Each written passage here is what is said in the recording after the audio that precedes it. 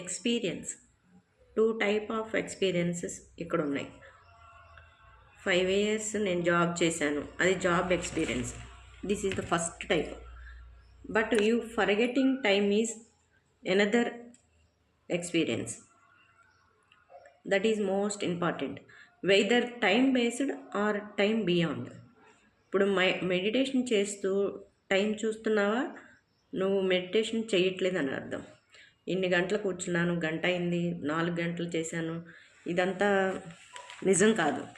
పసిపాప time తెలియకుండా నిద్రపోతుంది. ఏమైనా ధ్యానం చేస్తుందా? లేదు. తనకి మేలుకు వచ్చినప్పుడు మేలుకుంటుంది, తెలియని టైం అంతా ఆడుకుంటుంది. ఎంత టైం ఆడుకుంటుందో, ఎంత టైం పడుకుంటుందో జ్ఞానం ఎరగదు. అలాగే నువ్వు ఉండగలిగితే అదే ముషీన్ స్థితి. 2 కైండ్ ఆఫ్ థాట్ ప్రాసెస్ ఉన్నాయి. పని చేస్తూ వేరే వాళ్ళ గురించి ఆలోచిస్తున్నావా, అది పరధ్యానం. పని చేస్తూ నీ ధ్యాస పని మీద ఉందా, నువ్వు ధ్యానం చేస్తున్నట్టు. చేసే పని మీద శ్రద్ధ ఉంటే అది చాలా మంచిది, అదే ధ్యాన స్థితి. Your nature is meditation. Meditation చేసేది కాదు, మెడిటేటివ్గా ఉండాలి నువ్వు. ఆచరించిన వాడు చెప్తే ఎవరు విన్నడు, ఆచరించి చెప్పేవాడిని అనుసరిస్తారు. ఉన్న చోట చేస్తున్న పని మీద ధ్యాస. ఈ అనుభవాలన్నీ సమయాతీతంగా ఉండాలి. సమయం తెలుస్తుందా, దేర్ ఈజ్ ద ప్రాబ్లం. సాధన అనేదే లేదు అసలు, just being. Everyone is experience when there is no experience.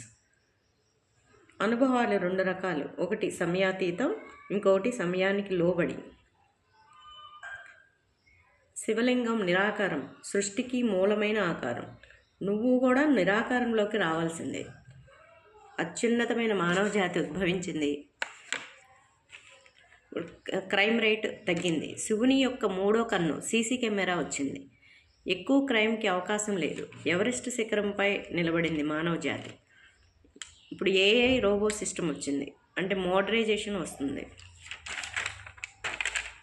ఇప్పుడు శివరాత్రి ఉపవాసం అంటే శరీరాన్ని ఆహారాన్ని ఇవ్వకపోవటం కాదు, ఉపవాసం కాదు, మనసుతో ఉపవాసం.